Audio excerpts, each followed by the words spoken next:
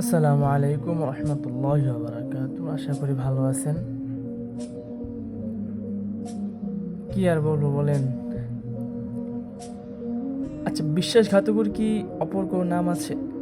থাকলে প্লিজ আমাকে একটু বলবেন।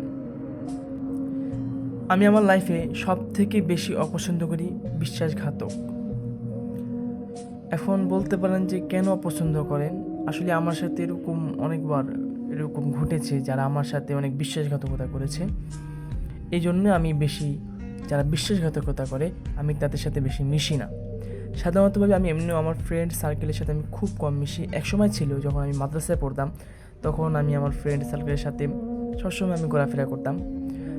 এরকমও দিন আছে যে আমি আমার আমার টিউশনি লাইফে ছিলাম, আমি যখন টিউশনির পেমেন্টটা পেতাম তখন আমি কি আমার বন্ধু বান্ধবকে নিয়ে আমি সব শেষ শেষ করে ফেলতাম, ঠিক আছে।